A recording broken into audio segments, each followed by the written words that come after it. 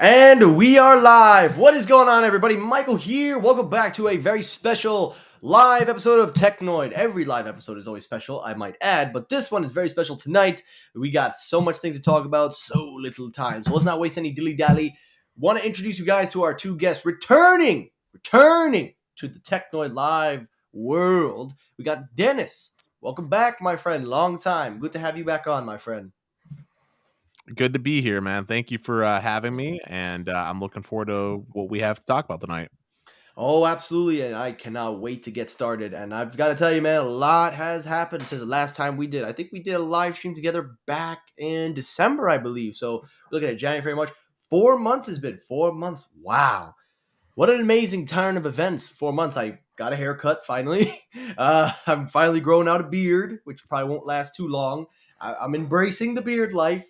Sneed can vouch for that because I've never seen him without a clean shave. I think maybe once, but it was a trim up.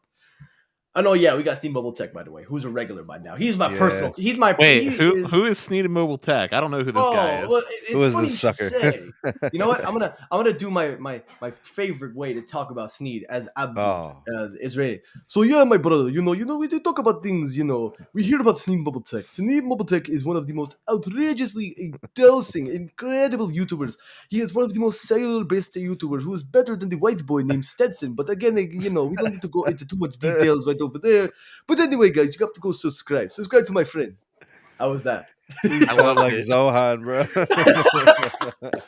I'm sorry, that was stupid. But nah, guys, thank you for coming in. I appreciate you both making it. We're gonna run through this real quickly so we can just get straight to the open talk. I'll explain how the show goes. I will have some stuff to pull up. We're looking at about a 45, maybe 50-minute show. If we push an hour, the only time I push 2 hours is if we really hit it off. But let's keep the flow going. So first things first, follow me on Twitter at Technoid12. I don't think I need to tell you that anymore. So follow me on Twitter at Technoid12. And number two, once again, to give a huge shout out to Rogue Energy. Rogue has once again been very, very kind to support my channel. And tonight, I'm going to do something very special with you. I'm going to do a special tutorial. I'm doing a how-to video. Since most of you don't believe me, you think that Rogue is sketchy, I'm going to show you how to make yourself a Rogue Energy quickly in under 1 minute. Get yourself a shaker from RogueEnergy.com. This is their VIP shaker. Thank you, Rogue. Open up the lid. Fill it up with 16 to 24 ounces of water. Maybe 32 if you like. Hell, if you like ice, put ice in it. Get yourself a little magic scooper here. You see that? You get that crystal clear white goodness that turns into some beautiful, delectable watermelon. Put in 2 scoops for me because this is going to be a long show. And then, of course, the smell. Okay, that powder hit me right in the throat. Snort responsibly. I know, snort responsibly. It goes straight to the veins when you do it. And shake it up and enjoy yourself some Rogue Energy. Check out RogueEnergy.com. Get yourself a nice flavor and use promo code Technoid for 10% off. We've got some people in the live chat. We've got Ryan. Good to see you, my friend. Jay Brown, welcome back. Jay, you have been making your rounds on my video, my friend. Thank you for your continued support. I always see you pop up, always watching my content. Appreciate the support. And we see here, I'm only here until Cyber Rodeo starts. All right, no worries. I hope you enjoy yourselves. Hey, Technoid, that white boy Stetson just iMessaged me. He's also tuning into the show right now. He wasn't expecting to be on. Okay, you know something? I'm going to tell you something right now, Mr. Stetson, Mr. White Boy. You know, you very, very good white boy voice, but you have to talk it this. You see how I do a very, very deep, very pronunciation. You see, if you want to be white boy, don't look like white boy. You have to dress up with a turtleneck, maybe get a scarf, and maybe we gotta add this in there. Stetson may be the nicest human being on the face. He is. Earth. No. He legit is probably like laughing along with this. I'm sure. Yeah. No. This ain't a dig at Stetson. This is just all Stetson's fun. This is a joke. And Stetson, look for a very special voicemail in your inbox. That's all I gotta tell you, man. All right. This is what happens after 9:30 p.m., boys. This is the adult only show. Alrighty. But anyway, guys, let's get right to it. Let's enjoy the show. This is actually really good. It's fun fact. I never put 2 scoops in here. This is the first time putting 2 scoops. How much water do you go 32 ounce? Just about shy. I put about 30. 30? Yeah, should be good. So anyway, guys, we're going to start to show up right now. So listen, let's get right to it. So, as you know, more normally my shows I like to have a set episode where I will talk about one topic and then we move our way down. However, though, being that that's kind of boring, well, not to say boring, but it's traditional. I've decided to go off the script tonight and let's have a fun episode. So the topic of the night is open. So yes, duly noted. And listen, man, the profile pic is too perfect. You gotta unbutton maybe another one, flip Bro, the that's thing up, classic and then go. Stetson right there with Mhm. the buttons. Nah, thank you for stopping by, Stetson. Appreciate you checking me out. Actually, matter of fact, this might be the first time he's seen any of my videos, so I appreciate him coming Welcome, coming Stetson. through. Welcome Yeah, in, man. welcome in. Alrighty. With that said, though, let's get down to it. So the floor is open tonight. We're gonna talk about anything and everything that has to do with tech. And I got I don't one. know. Go ahead, go right ahead while I pull up something quickly. All right. So we talked about this on the show prior to this, but have you guys seen what is rumored to be going into the next Galaxy S22 FE? I don't even want to talk about it, man. Better be good But news, Dennis. No, oh no, no, it's no. MediaTek. Here, I'm pulling it No, up. MediaTek. no, No, no, no. bro. MediaTek. Okay, all right. Look, I've said this time and time again. Friends don't let friends.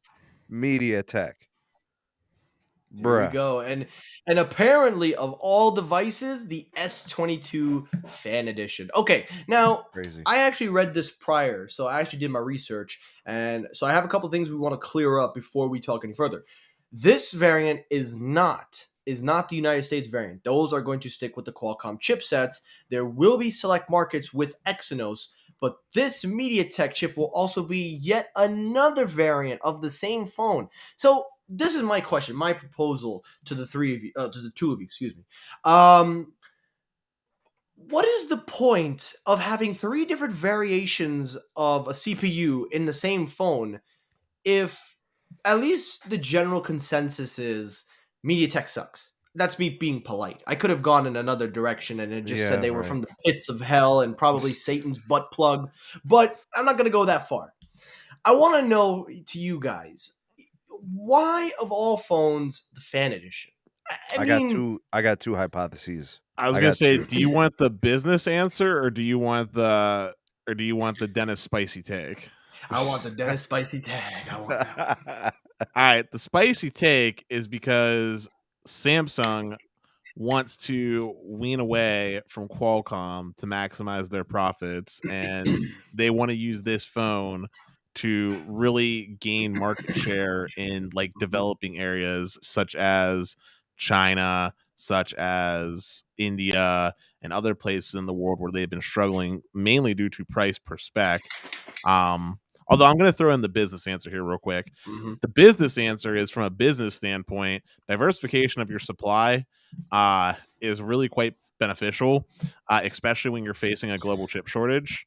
And being able to, seeing as the FE is sort of like a phone that's targeted as like the, call it the budget flagship, um, being able to utilize a variety of chipsets and essentially get flagship-esque performance, at least on paper, Mhm. is good enough for Samsung because realistically speaking, just calling it for what it is, most consumers aren't going to look past the thing that says 8-core processor. They're not going to be like, this is a MediaTek M70, whatever the model number is, or Qualcomm Snapdragon 888. Like they're just going to see 8-core processor, 8 gigs of RAM, whatever's in there, and call it a day. So I think Mhm. Samsung's hedging their bets and thinking that most consumers won't care. And they're probably hedging their bets thinking that most consumers that are buying a phone like this aren't going to notice the difference in like 10 to 15% margins of error. Go Sneed. Mhm. I was gonna say there's only really two possibilities here. Number one is supply. They don't have enough of the higher end chips for the sake of production. But what I think is mostly the case is I just think it's cost savings. Mhm. You know, just it's probably cheaper for them to use a MediaTek processor than to even use their own flagship processor, let alone a Qualcomm processor. So Mhm. so to me, I mean, and it could be both of those things. It could be MediaTek's got an abundance of chips and they're willing to sell them on the low. and we don't have many chips, and it costs us more to make them. You know, I don't know what the sales are for the FE edition in terms of its history, but is it going to sell better than the 22 Ultra, the 22 Plus, and the 22? If Probably. that's the case, yeah, if that's the case, then you need all hands on deck for whoever can give you a processor. Yeah, I suppose. Excuse me. Also, you're gonna hear me go that little bit, guys. So I apologize. I'll try to mute myself when I do that. Man, my throat is killing me tonight. So from a business point of view, it does make a lot of sense because business-wise, we are hit with a very big, Do you chip know if this is shortage the all over. Dimensity 1000, Mike? I'm sorry. Do you know if this is the Dimensity 1000? Or is No, it I'm not something sure. that's higher end? They don't exactly say which Okay. chip it All right, is, because but from what I'm hearing, there are at least one or two chips coming out of MediaTek that are pretty powerful. mhm. They're probably not as reliable and as trustworthy as like a Qualcomm would be, but it Mhm. might be able to actually sort of compete in performance. It might be pretty close. Give or take 10 or 15%, like Dennis was saying. Probably. But Yeah. here's my thing though, and this is what I was noticing as I'm reading Long-term the article. support is a totally different story. Yeah. Modem is But also questionable. modem definitely. We don't know the 5G support. But one of the things that shocks me, at least when I'm reading the article, is they're not doing it in the sense like how we're talking as a business proposition to get more chips. They're doing it in favor. So that means they think it's better than their own Exynos chips. I read the article and it says that they are favoring the MediaTek chips over the Exynos. And it kind of shocks me because the Exynos chips, granted, there are hit and miss at times. The GPU performance could use a boost, which is why they partnered with AMD. But on a CPU performance, the Exynos sometimes outperforms the Qualcomm chipsets by 10%. The GPU, though, I do think Qualcomm has the edge. We'll see how the AMD variant goes. So I'm a little puzzled as to why Samsung would favor that over what they have going for them. I mean, again, it could just be like how we said, but it's a little, to say the least, I would say it's a little questionable. Head scratcher, And right? Maybe it's I battery efficiency. maybe battery efficient, Yeah, definitely. but don't they usually put a larger battery in the FE? 5,000 milliamp hour, yeah. Okay, so the same as the Ultra. Yeah. For some reason, I don't know why Android companies seem to. I mean, I know 5,000 is pretty much the normal now, but if you're going to release, at least for me, if you're going to release a premium flagship, that should have a little bit more milliamps, at least how you can squeeze it into the phone, instead of releasing the same battery for every other lineup, because then you're really not losing out on battery performance, unless then you say you probably go more power to the Ultra, something like that.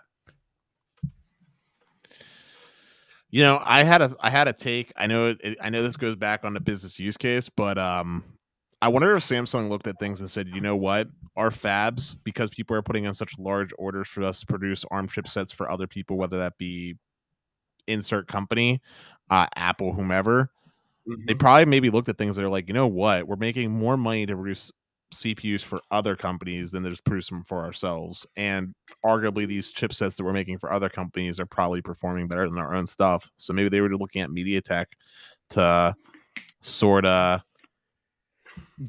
get out of the way until they can get their ducks in a row with their AMD partnership and with what's going on with the new Sneed. I mentioned this to you when we talked on Tuesday. What was that new standard that was coming out that allows for modular fabrication design? Do you Oh know? yeah, we did talk about it the other day on the podcast. That's right. I can't remember what the standard was, but Technoid. I don't know if you heard about this, but there's a new manufacturing process. Okay, and what it allows manufacturers to do is basically create modular system on a chip. So, i.e., you could build a system on a chip that say has a Qualcomm modem with Google's AI recognition, with AMD graphics, and like a Intel CPU core. And you can have like Mhm. the best of all worlds. So instead of making the whole system on the chip, you just make that one little part of the chiplet and just focus on that one thing. I've heard of that. That's actually very impressive. When I first read about it, I thought to myself, I said, how come nobody is talking about that? But yet they'll talk about, the Qualcomm Gen 1. Why not talk about that kind of You technology, know what's being able to crazy? integrate? We're starting to see more and more of this. like the ORAN technology we're going to be seeing with cellular technology, like with tower sites Mhm. and vendors. It's moving towards open RAN. It's going to allow manufacturers and distributors and OEMs flexibility if they find parts that are better for what they Mhm. want to accomplish. Like, say you're making a gaming phone, say you're making a mid-range phone, like having that customizability, that's Mhm. clutch when it comes to actually building and planning blueprints for these devices. Well, So not like just Mike, you're big on mid-rangers. So like, you love the Pixel A series. They could have certain elements that are flagship like, and then certain elements where they can cut cost and bring in some true mid-range componentry, you know? Real quickly, what you just said. Yes, I do agree with that, but there's also a fine line when you're walking on the mid ranges that something is happening to them now, because it seems like they're starting to break out of that mid range kind of stereotype where they're just a shy away, but they have so like it's always a hair. And now it's starting to seem that they're going all in on trying to make them as premium as possible. So they're not even going to be mid ranges anymore. They're going to be more like premium mid ranges, if that's ever such a thing, Yeah. because the build quality got a huge up. So most smartphones, like the Google Pixel 5a, I believe, has an aluminum back instead of a plastic back. Yeah. Which I'll be honest, I miss the aluminum back. Sometimes I look back and I'll go, man, I miss those good old days because glass back be breaking fast. Yeah, man. But they are putting in faster charging, so you get super faster charging wired. They still don't have wireless charging, but I wouldn't expect that Need a from good a chip mid for that range. though. You know what I You mean? do need a good chip for that. Yeah. And if we look at the A series, the new Samsung A series, honestly, if the A72 5G was available, I would buy that phone and review it because that is a mid range that I really want to get my hands on. Go ahead, Dad. so there's two things I want to say. One, going back to the modular chiplet thing real quick, the bigger thing that's important about this is it essentially allows companies and manufacturing companies to eliminate waste. So, i.e., let's just say I'm making a dedicated graphics modular chip. Oh no, my yield didn't produce well on this one. 2 cores doesn't work. I can just sell that chip for some other purpose, maybe downclock it and make it a power efficient thing for X device. Mhm. So there's multiple benefits to having modularity and specialarity when it comes to designing. But touch on your mid-ranger talk real quick. I think it's really important that we point out that while what you're saying is true for the U.S. market, the U.S. market is not necessarily demonstrative for the global market. And by that I mean, I think in certain places in the world, mid-rangers are still just that, mid-rangers. Um, Here's the thing though, Dennis, and you're not wrong. But my counter to that would be, to us, we look at it the way that I said it. But in those countries, those are flagships for them because that's the price range that they buy in at. Now, for us, it may be a cheaper device, but to them, it means everything, having the best of what they can get at that price range. And I think that's probably why I like mid ranges more, or at the very least, I'm very vocal of support because I like that they're trying to find ways to make them premium without breaking the bank. And I also think they're starting to finally understand the demographics, not just in the United States, but also in Europe. They have multiple different mid ranges, which normally I don't talk about, like the J series, the alphabet that spews out of the dictionary. But I don't focus mostly on those. I focus on the main ones that make their way over here and then they get translated over, like OnePlus Nord, which I, to be honest, haven't heard much from. The Google Pixel, A series, the A series from Samsung, and I believe even the iPhone SE, if you want to throw that into the bag. I mean, I know a lot of people are trashing it, but it is a mid range at that price point.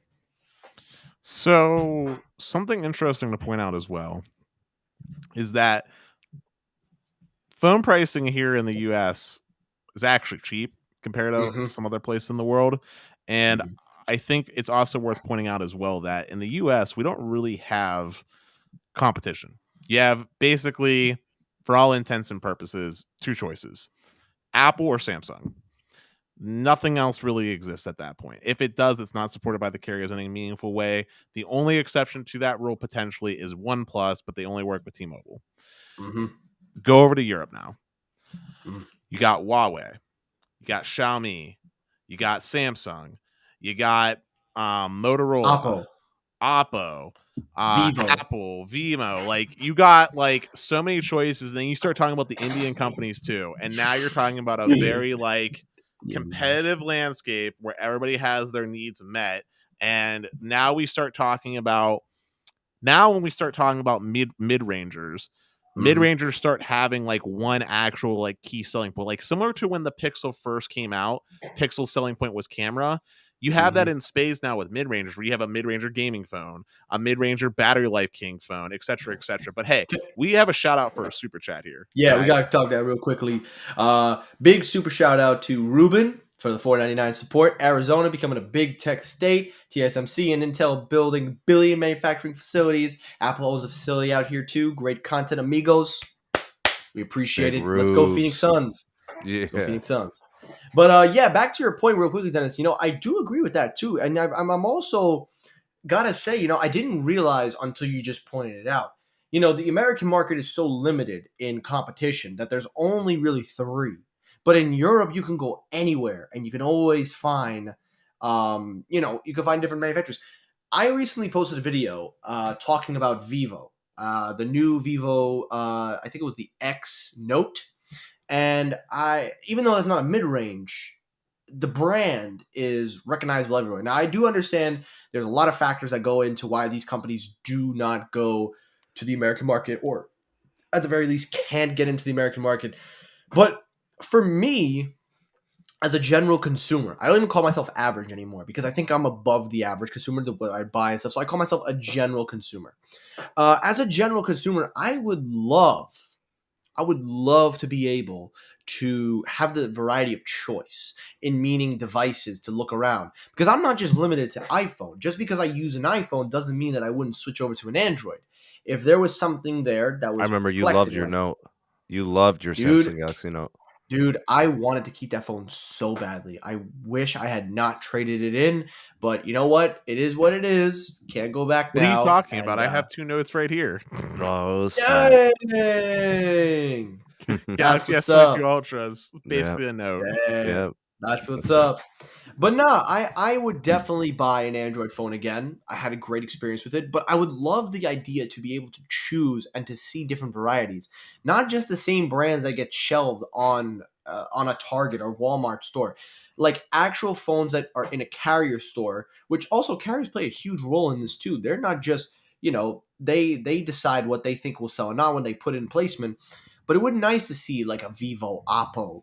Back in 2017, they had the mechanical face ID, the sliding mechanism, the pop-up camera, things when they were pushing revolutionary technology, and you couldn't get your hands on them. And with the iPhone 10 coming around at that time, just it would have been awesome to have had a device like that, because that would have, for me anyway, if that phone had came out, because OnePlus did make the 7 Pro, which I thought was a great phone. That was the peak OnePlus, which we're going to talk about OnePlus in just a second because I got to show you guys something.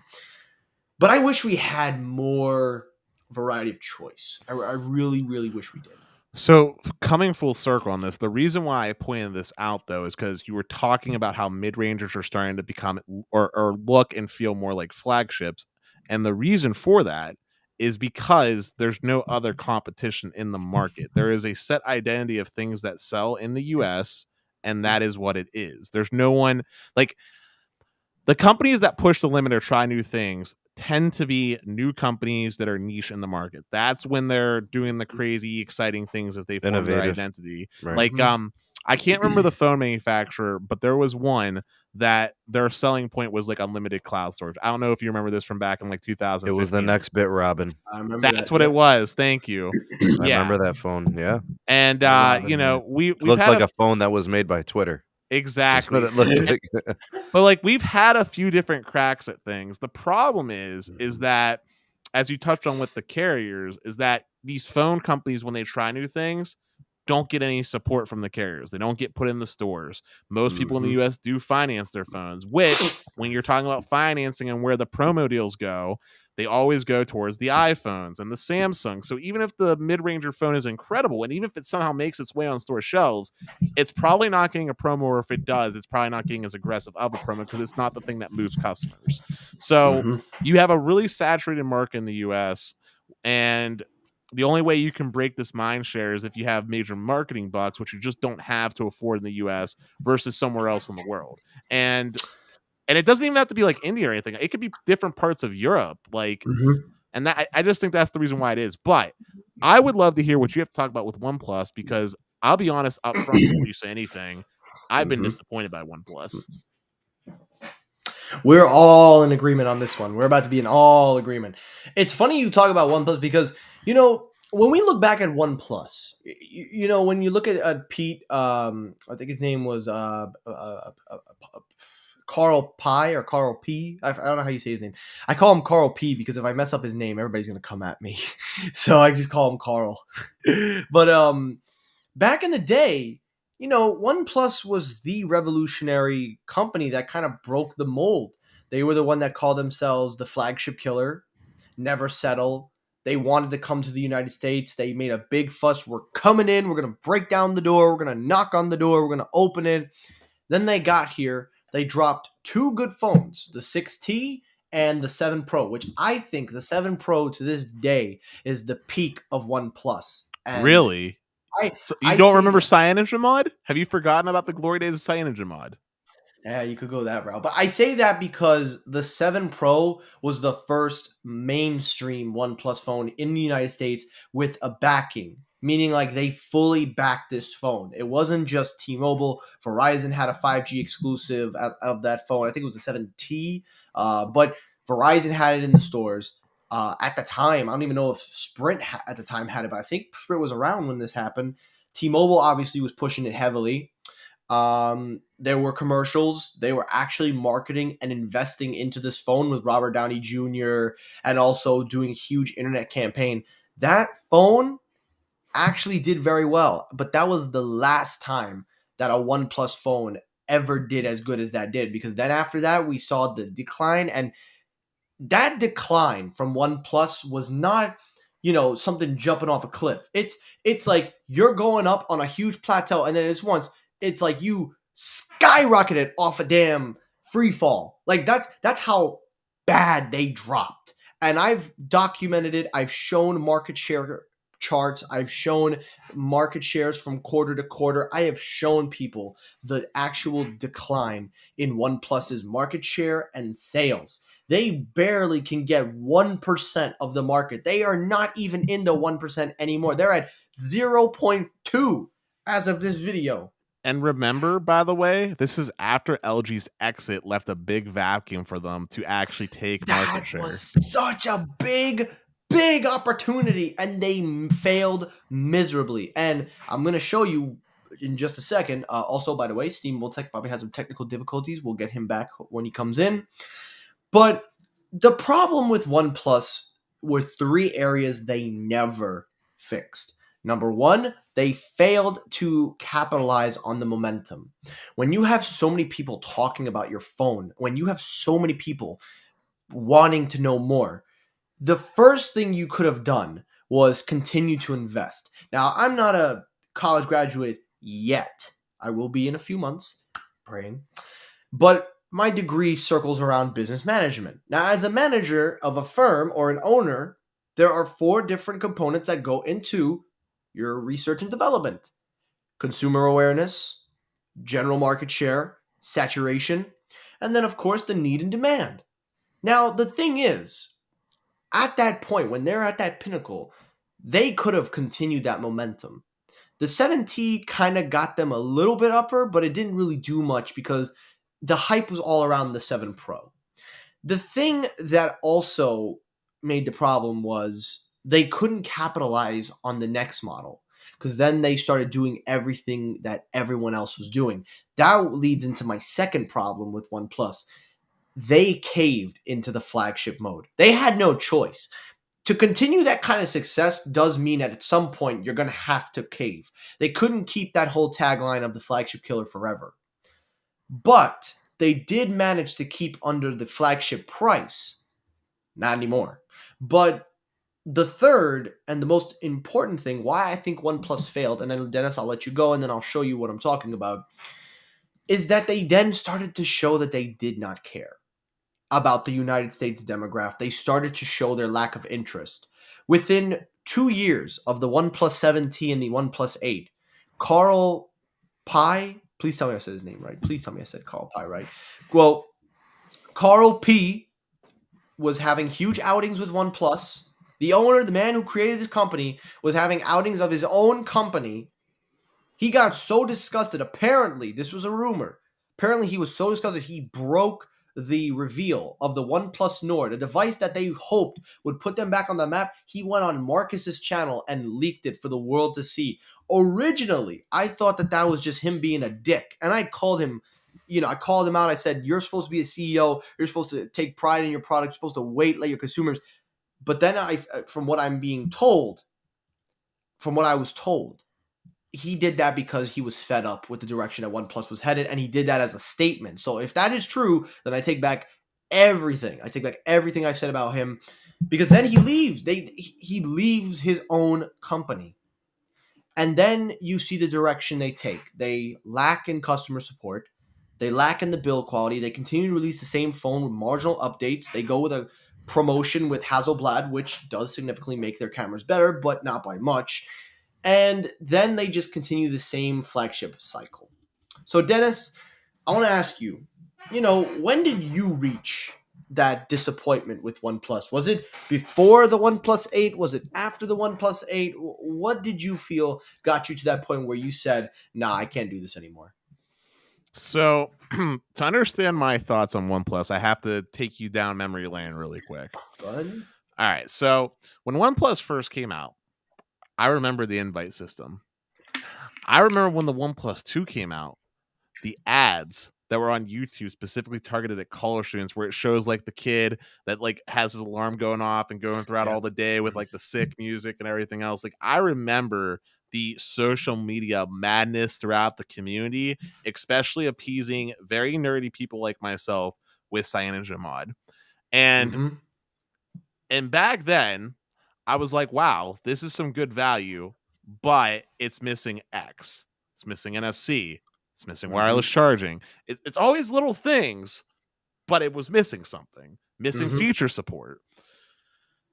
So fast forward a little bit. We start going into OnePlus 5 territory. OnePlus starts looking basically like an iPhone 8. I had to look it up to make sure to remind myself, but that's around the time where it literally looked identical to an iPhone 8. And if you want to look up OnePlus 5 images, you'll see what I'm talking about. Oh, yeah. They were not afraid to copy images, but they did it in a way where it was slightly better, but also, again, little things. But when we start going down this rabbit hole, we go into identity crisis mode. This is where OnePlus starts losing who they were as an identity in my eyes, was when the OnePlus 5 came out. And I believe it was also around this time is when they started making the wireless buds. They didn't remove the headphone jack yet, but I think this is when they came out with the wireless buds as well, if I'm not mistaken, to compete with AirPods and stuff. And we still had the same problems where prices were going up, but we're still missing, by this point, features that I would say aren't even considered flagship, like wireless charging. And that came down to build decisions, what have you. Fine. Fast forward a little bit more, we're at like OnePlus 6 territory. We still don't have great support by any carriers. And as you mentioned, it wasn't until the 7 that it finally got to the point where we're at like T-Mobile support land, right? And great. Only problem is that that's the year also when I believe Samsung came out with. Are we on the S10 during this year? What year are we looking at? For the OnePlus 7, I can't remember what year that is. I think that was the 2019. Yeah. Samsung S10. Yeah, 2019. Right. So I would argue for most people, the S10 year was a big one for them. Despite me not liking the hole punch necessarily, I remember S10 doing decently well, especially because that was the year that Samsung specifically came out with the S10e, which specifically eats OnePlus's lunch. So now Samsung comes out with basically a flagship killer of their own that competes with what OnePlus identity was, while also having a true flagship And you had the Note lineup for the absolute nerdiest and most powerful users. So that Samsung, was yeah. so That was when I Samsung, got the Note. so Samsung started eating all their lunch. And here's the thing: Samsung is shove all bells and whistles in there, no compromise. OnePlus was still compromising. Now you could argue you don't like TouchWiz or bloatware or what have you, Mm-hmm. and then OnePlus becomes something that makes sense because it was basically stock Android. Yeah. But then there was also the Pixel lineup. Pixel now exists, right? Before it was Nexus lineup, but now Pixel is real. So if you care about camera and you want stock Android, you pick a Pixel. If you want something that's no compromise, you pick a Samsung. And it also has both of which have better ecosystems.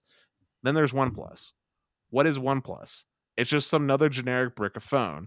Not only does it not target the niche demographic, but for the mainstream, it's missing things. And arguably, it's missing the most important thing for the average consumer, the ones that you want to actually take market share from, which is camera. Your camera was garbage.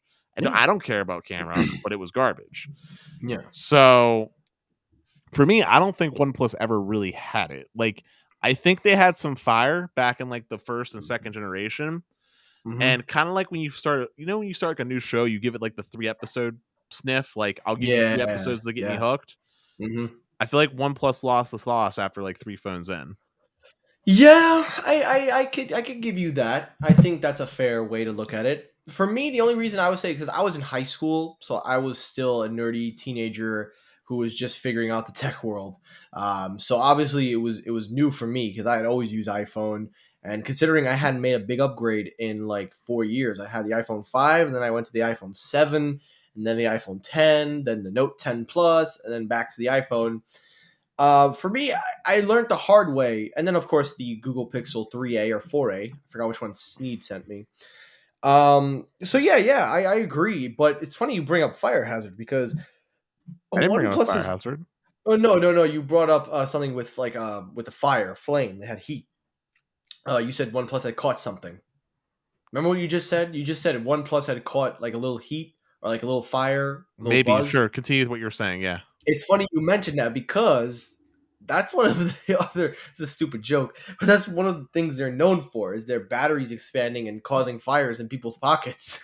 And it's such a shame because you hear stories about their phones like just randomly start expanding, and I believe it started with the Nord, then the OnePlus 8, I believe the OnePlus 9 had an incident, and now take a look at this. No. You ready to read the story? Sure. I went away for a week and left my mint condition OnePlus 9 powered off, not even on a charger. Now it's a bloated fire hazard. So apparently this individual just turned it off. Didn't even put it on a charger, left it on home, and then he powers it up, and then he didn't even power it up. How do you power something like that when it looks like this? How do you even turn something like that on? No, you just put it down. And apparently it doesn't stop there, because then if you read the thread, OnePlus was stupid enough to respond to him. Their stupid fake tech support, who, by the way, their tech support are not made for the United States. I could just vouch for that right now. But they go, "Hi, we request you to indicate a direct message so that we can assist you further. I'm sorry, but when somebody posts a phone like this, the last thing you want to tell them is, oh yeah, let's take care of this privately." But then this is the message they send him, because then he posts it. They ask you, what are they saying? "Hi, thank you for sharing this information. The best possible way forward would be to send in your device to our service center by raising a repair request for physical diagnostics so we can provide the steps ahead." I don't think it takes a genius to know that something went wrong inside this thing, because if somebody would intentionally try to make their battery expand like that, then that's a sick individual. But the fact, now, I don't know what person in their right mind can make this happen, but for you to then to go out and say that you need them to send it into a repair service, what are you repairing? What are you repairing? It's clearly, the battery clearly is expanded. So, what are you doing? So there's 2 things I want to say. First, I just want to give a shout out to No Radio. He hit the nail on the head for basically surmising what I said. For him, it's they kept raising prices but not features. Yeah. Second, now onto your point. As much as I want to be spicy, Dennis, and absolutely flame OnePlus for that answer, I realistically can't. Here's why. I know how the RMA process generally goes for most companies. there is a set procedure. Nothing really happens till a ticket gets created, and Twitter's not the place that you create a ticket. I'm just saying for what it is. You go to Twitter to basically get flame on a company when they're not doing what you want. You don't go to Twitter to get an answer, generally speaking, unless it's a DM. You get what I'm saying? And the information that they would probably need from this person to actually do things is probably sensitive information, including like purchase date, where'd you buy it, etc., etc., etc. And I'm sure they have tools as well that they can probably run a software diagnostic test to see if any of the sensors inside were tampered with. I mean, look, I'm not saying we shouldn't trust the person that took the picture, but in the world that we live in, at least me personally, I learned that we can't really take posts at face value either. You get what I'm saying? Because in the RMA world, I've seen some crazy things sometimes. Okay, like I've literally seen people try to get one over on companies and think we won't notice, where they'll say they're sending in a Galaxy S20 and they'll freaking throw in a Moto E or something to try to get the trade-in value. They'll send in a Galaxy S20 for trade-in and the thing will be cracked to all hell, even though they marked it all perfect. Like, Oh yeah, yeah. like there are lots of instances where like things can happen, including, we talking about battery. I've seen customers that complain about a battery bulging in like an iPhone, for example. And I'm not talking about like an old iPhone. I'm talking like a brand new iPhone. Yeah, But yeah. meanwhile, when you do your testing, you notice that, this thing was clearly sitting in the sun or something that caused this heating to happen, or, whatever. Or, oh, you used an inappropriate cheap charger that the safety mechanism in place failed, and this is why X happened. And you can find out a lot of that information from diagnostics and software. Oh yeah, yeah. Of course, that's how Apple does it with all their MacBooks. If a capacitor is over blown because they use a knockoff charger, they can then tell, because if there's a short to ground, what they usually do is they check to see if there's a short to ground. If there's no short to ground, they take out the certain component of the board that helps with the short to ground. If there's no short to ground, that means that they use a knockoff charger. I learned that back in computer science class. Thank goodness, professor. But basically yeah. what I'm going for here is I want to be mad, but I don't know enough information to actually be mad at OnePlus yet. For right now, it's just one picture. I don't We know gotta enough. wait for the story. Yeah, Yeah. Of course. And I only threw that in because of course it was popped up on Twitter, but this isn't the first time we've heard this from OnePlus. We've seen a numerous pattern that this is a continued issue, and they haven't seemed to fully, like fully address it. And something's wrong when it's happening over multiple different models over multiple different periods of time. But one of the things that puzzled me about the latest OnePlus 10 Pro is the quietness. Like nobody talked about it when it came out. It came out 3 months before the United States launch, and that was a big mistake. But I know why they did it. We all know why they did it. And the biggest reason why they did it was because, Oppo now oversees their whole entire thing there. Basically, Oppo kind of, said, look, we're going to run OnePlus going forward. And if you don't believe me, I'm actually going to show you real quickly. Not you, Dennis, anybody. So this is a video from Jerry Rigg. I actually didn't watch this until the launch. And it's a problem when Jerry Rigg makes a video a few months before the phone comes out. And the first thing you see at the center of the device is pre-installed Oppo software.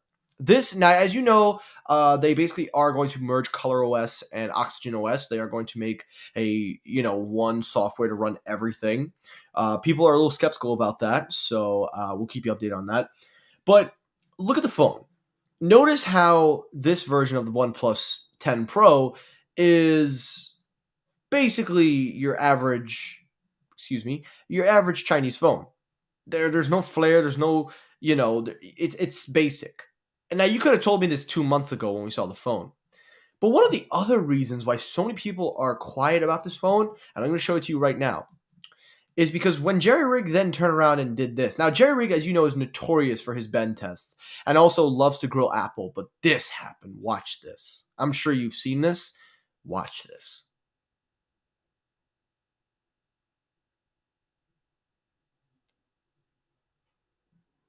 And if you think it couldn't get any worse, Watch the other side quickly. And also, by the way, this content is not owned by me. This is owned by Jerry Rig. All credits go to him. This is not my footage, and I'm only using this for educational purposes only. My lawyers told me to say that.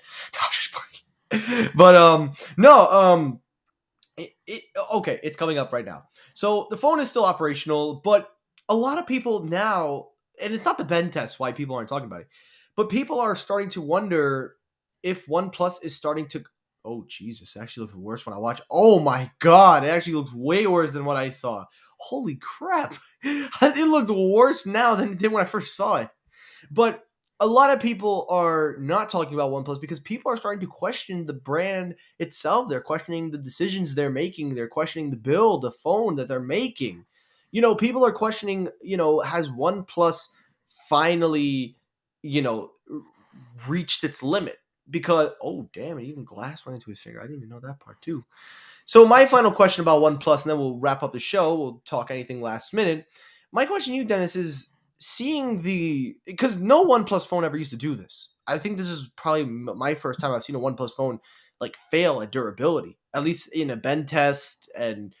But regardless of a bend test, that's not the main topic. But looking at the build quality of the phone, when he breaks it open, you can tell it doesn't look like a OnePlus phone. It really doesn't.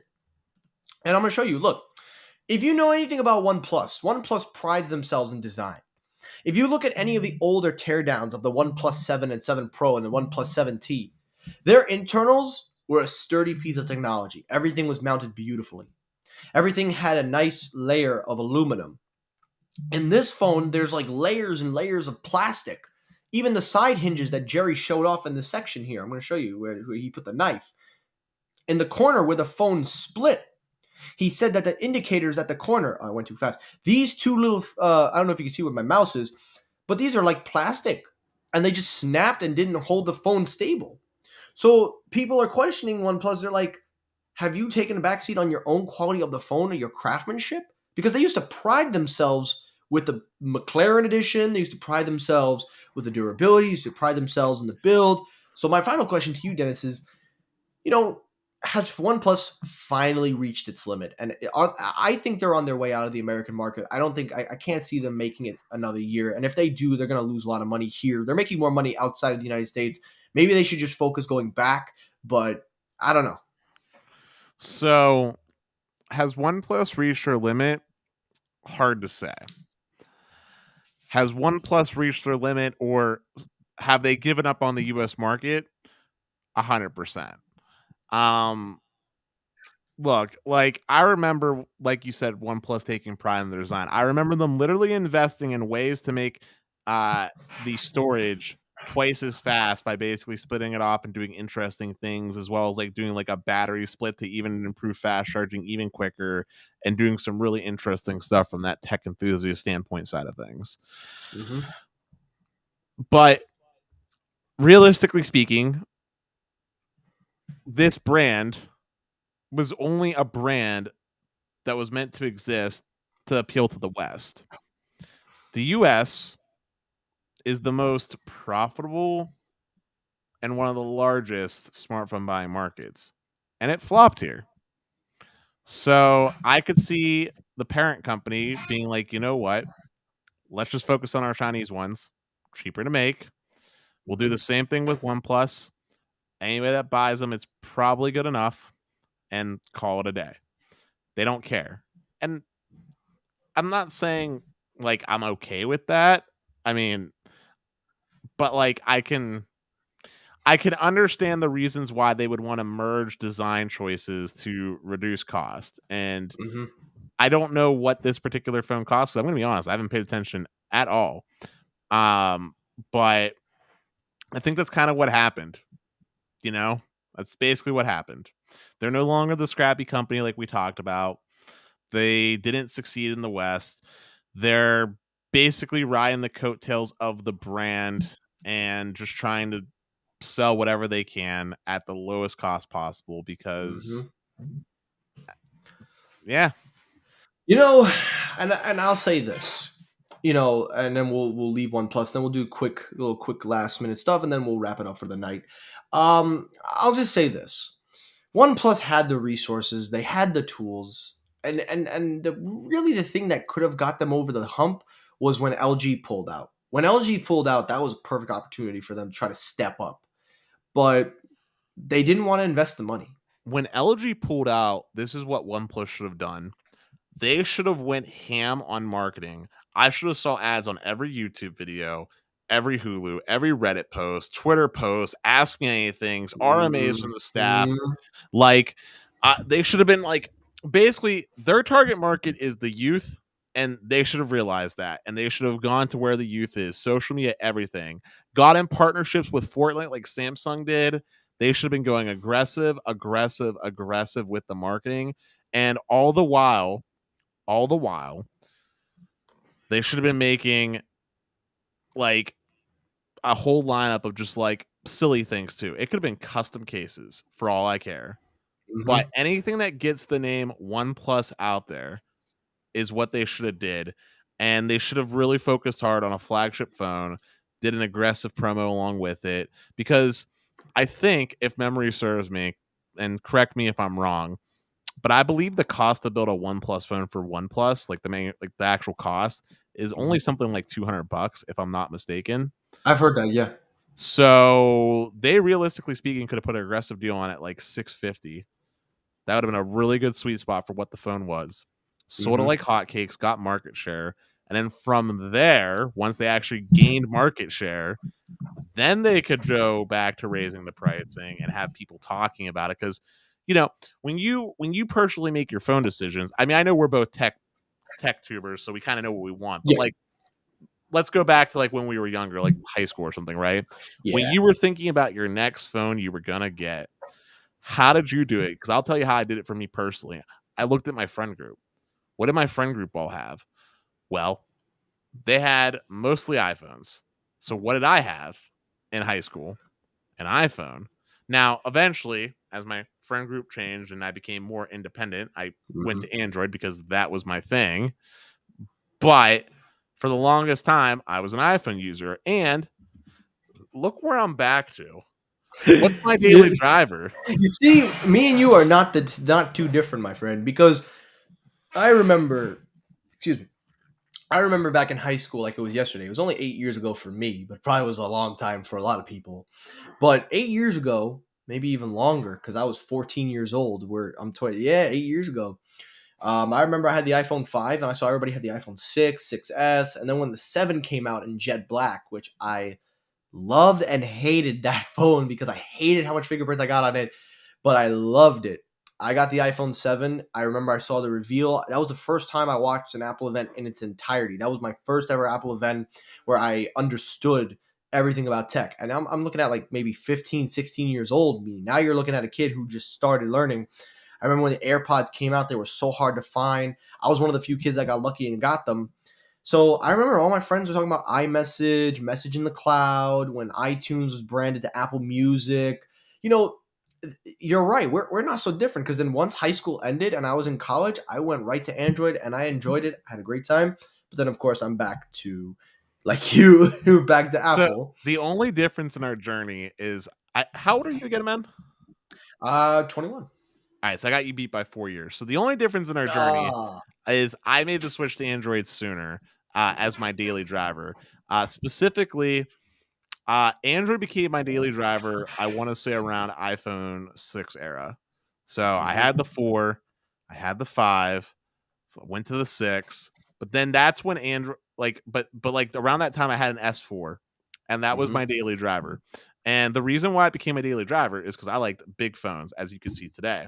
Yeah. I liked network support. I liked, don't shoot me for this, but I like not having to deal with iTunes and being able to download free songs on Android phones with ease. But I don't do that anymore because Spotify's a thing. But like But like that was a thing, right? And the reason why I came full circle back to iPhone though is two main reasons. One is small for most people, but it matters to me, and that is eSIM support and just feature support in general really sucks on Android, but specifically eSIM and dual SIM support. That one's big for me because I have a number now with each of the carriers. I have my main T-Mobile number, I got my AT&T data number that I use for two-factor, and then I got a Los Red line with Verizon. So I got all three carriers on one phone. beautiful not having to carry around multiple phones. But two is that in the corporate world, I have like so many messaging apps, but there's one app or one thing that a lot of people still do to this day, and they'll do big group messages.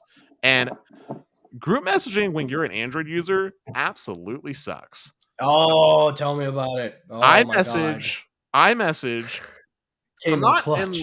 I'm not in love with iMessage, but I have to accept the fact that there really are people in this world. I know you're not going to believe me, Technoid, but there are people in this world that will not talk to you if you're a green bubble. Oh, I know. When I switched over to Android, everyone told me, "Nah, man, you gotta go. You gotta get out the group chat. Green bubbles are not allowed in here." So blue bubble is important. Blue bubble is literally important, especially when I was doing enterprise sales. I'm not going to talk about the company or anything, but there was one point in life where I was doing enterprise sales, and having an iPhone actually made or broke some deals. I kid you not. That's how important the blue bubble was, at least in the US. I know that probably sounds crazy to everyone here, but there are people that are like that. So I'll tell you a secret. I'm gonna tell you a quick secret. I remember back in high school, and this sounds so stereotypical, but it was a fact. There was a girl. One of my friends wanted to ask out a girl, and I swear to you, the first message she sent him, he had an Android, she had an iPhone, did not go out with him. She did not want a boyfriend with an Android. I'm like, bro. So that whole stereotype of people not, dating, that's real. There are people that will not date you if you have an Android. now I want to be clear about something, okay? Despite some of my qualms that I have with manufacturers and carrier support, I actually do prefer Android. I Me do too. prefer the OS because I like actually being able to move my apps in a non-ugly grid and being able to clean it up in an organized manner. I like the fact that back when competition was real, there were options. So when, say, Samsung did something that pissed me off, I could go to Pixel or what have you instead of just being stuck with iPhone. But Oh yeah. at the end of the day, to be an Android user, you basically lock yourself into using the T-Mobile network. It's the only network that just supports all the features. Because let me tell you right now, AT&T is the worst offender for supporting Android features. I've always had a secondary phone, an iPhone on AT&T for that reason alone. And I just got tired of it. I just wanted a daily driver. The 13 Pro Max as well as iOS 15 actually fixed. I'm not saying it fixed all my problems because there's things that irk me. For example, how like Apple forces all web browsers to use the Safari WebKit. That really annoys me because I think Chrome natively on Android is better, especially because to one of my favorite web browsers, side tangent, is actually the Samsung browser. Its extension support is actually better, in my opinion, than Safari on iOS. That's just an opinion. But TLDR, iOS 15 as well as iPhone 13 Pro Max did fix a lot of the issues, and now iOS is more Android-esque. You can basically do everything I want to do, with the only thing that I miss being that Apple still doesn't play nice with others. Specifically, there's no Windows for iPhone, just like how you can Windows pairing with Android. But that's it. Tangent over. And and it's funny because I don't know if you're looking at the screen right now, but I've actually been very vocal about ZTE. I know a lot of people have mixed opinions on ZTE, but it's funny because ZTE also doesn't do any marketing, doesn't do anything, but yet people know about their phones more than they would a OnePlus. I remember one time I was talking about it, and a lot of people were like, "How do you know about ZTE?" I'm like, "Well, it's simple. They just popped up on my feed one day." But ZTE did the right thing.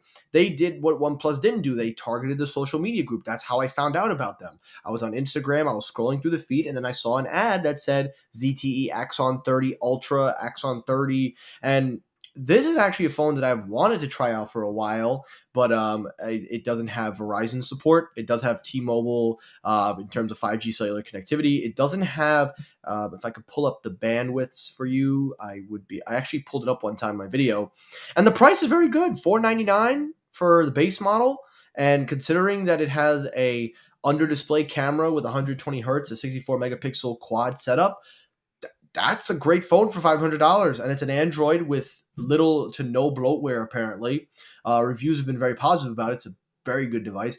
I actually like the Ultra device. Reminds me of the Note series. I would 100% get that phone if I had the money.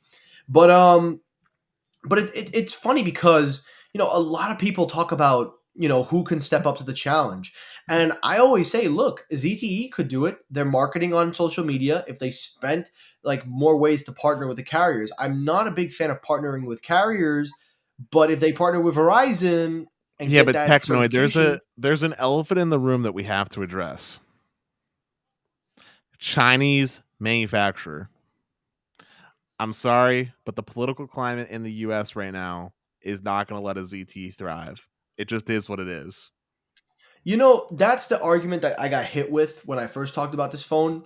But then I did my research, and they file with the communications board. They allow so that way. But I'm aware, but consumer perception, consumer perception. Most people right now, as it stands, are waking up a little bit about their privacy. You see this with Apple's marketing. yeah, Apple You is the see best this at with that. Google's marketing. That's a shocker to me. You Google see actually this starting. with Microsoft's marketing. Privacy is a selling feature. Even if these companies aren't actually doing things to protect your privacy, they are marketing it. They And there's market it, yes. one thing though. Regardless if ZT were to do the same marketing, it wouldn't ring well because Chinese company, and I would say there's a good solid 50% of the population that has very strong anti-China sentiment right now. Uh, Yeah, there's a with there's a everything big going on. Honestly, do you know what brand I think could have a real shot at making its way in the US potentially? mm, is it a brand I know? Probably. Give me a hint. You don't have to give me the company, but you could give me a letter. N. N. Nothing. No. Ah, Nokia. Nokia. Wow, I haven't heard that name That in this. brand, that brand actually does hold some positive sentiment in a lot of people's eyes, and I could see Nokia making a comeback if it has the right support. I Mm. mean, if you remember, rewind the clock a little bit. Do you remember Nokia's like 42 megapixel like super camera? I remember hearing about it back in the day. Dude, it was doing like the 10x zoom before 10x zoom was the real thing. Like it was pretty cool. I could see Nokia doing something cool, doing some colorful phones, doing some budget stuff, getting in the Walmarts and the prepaids and stuff like that. And I mean, I don't know how they would do it specifically, but I could just see that brand having some level of trust. I mean, I mean, dude, to this day, we have memes about the old school Nokia like flip phone, the Yeah, indestructible that's Nokia, true. right? Like, That's true. they could totally make fun of themselves and have a little bit on that. That would. Yeah. And Nokia's not a Chinese owned company, so No, yeah, yeah. that would Even help them. Motorola could also pick up a slack a little bit. They do a pretty good job, though. I would say Motorola has nice market share. Mostly, I would say probably more for the older generation, but I remember Motorola was all around back in the 2000s. They had what was that commercial? Like Hello Moto thing like that. Then they had the camera add-ons. They had the phone add-ons on the back where you could turn your phone into like a professional camera. Like I miss those old school. I miss the old school vibes. I'm not saying give us a throwback phone by any means, no, but I mean, if you want to talk about a throwback phone, I feel like it wouldn't be a terrible idea to look back at an old phone and do a modernized remaster of it, so to speak. So a good example of this would be BlackBerry. So I was just thinking BlackBerry. I was just BlackBerry thinking. BlackBerry infuriates me because they didn't do what I would like them to do. See, if Dennis was a phone designer for a moment, okay, this is what Dennis would personally do. Make a full touchscreen phone and then come up with a way to make the physical keyboard like somehow like go 180 around so it ends up on the back side. So if you don't want to use it, it's out of the way. When you do want to use it, you just flip it up, and it's already attached. It's not an accessory. It Remember just those feels. fire phones, like the kick one, the kickstart like thing like that, where you flip it up? Oh yeah, I remember that. Hey. But that's a more creative idea on a revision of it. So now you got the full beautiful screen, but when it's time to actually put in work, you got like the keyboard, and it's a good keyboard, right?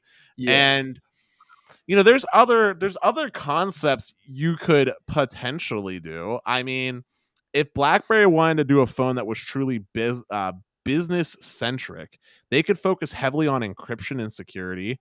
They could They had they the could best part security, yeah.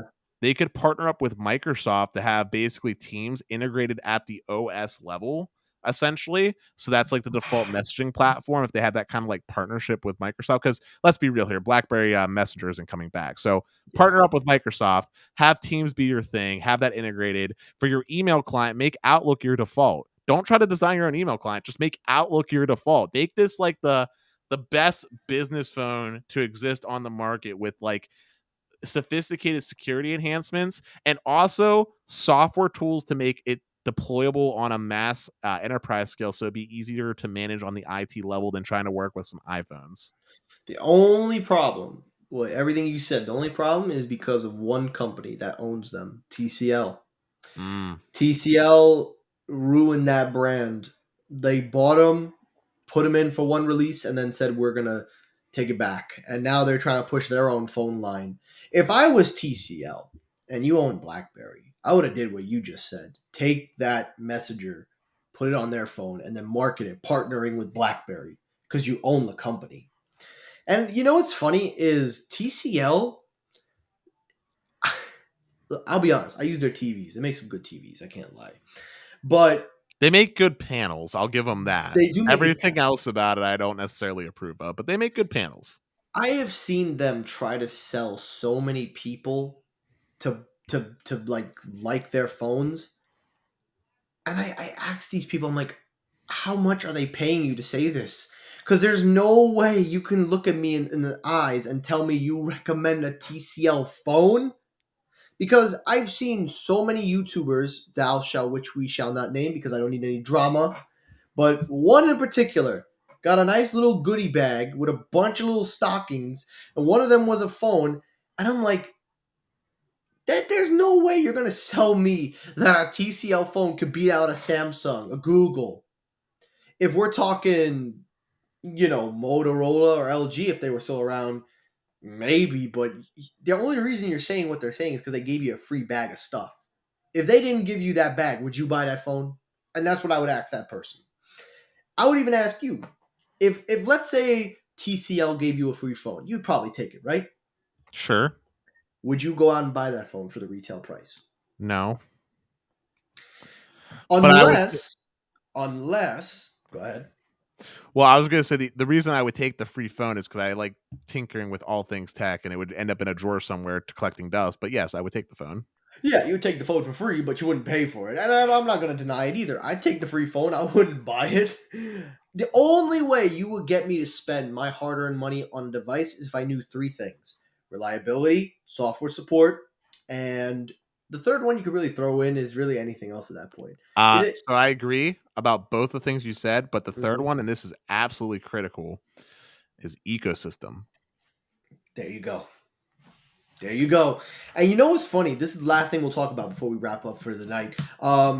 For me, there's been one phone that's been on my mind for almost 2 years now. Probably almost 3 years. I have wanted this phone so badly. And I know I've said I wanted many phones, but this one in particular, this is a phone that I purposely would probably donate one of my kidneys for if I could.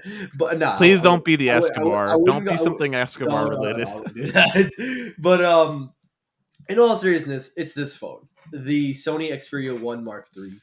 I had a feeling you were going to bring that up, and that's an interesting conversation because Sony, by all measures, makes some of the best hardware I've seen in phones. Yes, and this phone One real quickly. Let me go fanboy before you shoot my dreams down. Okay. This phone had everything. This is Sony's biggest collaboration product because that's the one thing about this phone. People don't realize that this is not a Sony phone. This is a Sony collaboration product. They took every department they own. They took the audio department. They took the gaming department. They took the movie department. They took the TV department. They took the camera department. They took every department they've had and turned it into one product, and that's the Xperia 1 Mark III. They took their Zeiss T lens, they took the 4K HDR OLED display, they took the audio department with a pro high-res LDAC quality supporting headphone jack. They also have LDAC built in if you're an Android user. They took the audio department from their speakers in the Sony WH-1000XM4s, put them in dual speakers with Dolby Atmos. They took the best of the best of the best and they put it into this phone. But they messed it up in the one most critical and important area. And Dennis, what do you think that area is? And I think you know what it is. Price. No! Price is actually fair. I'll give them that. They shot it down because of one very, very important thing. No marketing. I don't know. No, they marketed this phone. They did a good job on that too. What was it? Software support.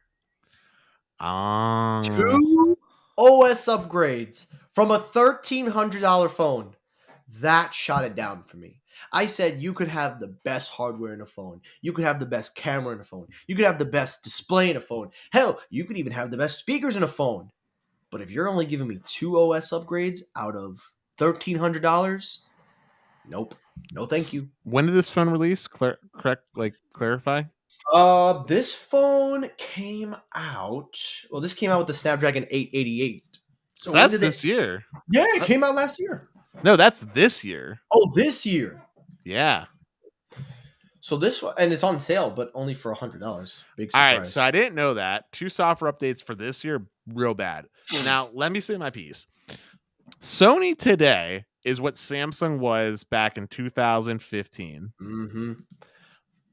Everything great about hardware, terrible software. And that is the Sony phone of today. And what really sucks is Sony actually has a fantastic ecosystem. The integration with PlayStation is absolutely genius. Yes. The integration potential that they could do with some of their content, like they could easily bundle in like some streaming service that gives you like Spider-Man and all like the Sony owned like media content. Even give you an access to PlayStation Plus if you have a subscription service with PlayStation Plus. Play video games on your phone. Right. There's a lot they could do. But the thing that kills that phone for me personally is not actually the 2-year software support, believe it or not. The thing that kills that phone for me personally is that you could only use it on T-Mobile.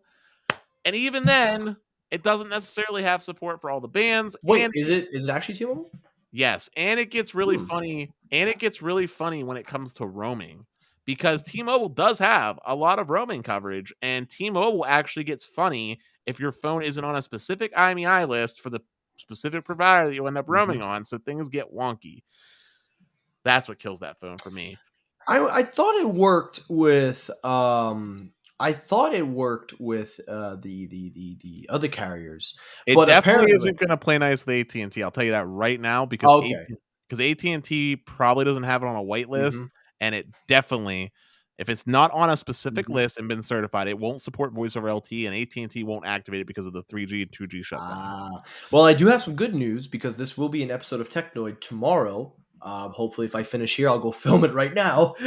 We do have some good news on the Xperia 1.4, but you'll have to watch my episode tomorrow. But I will say this: it will not only work for those carriers, but it will also be a complete redesign.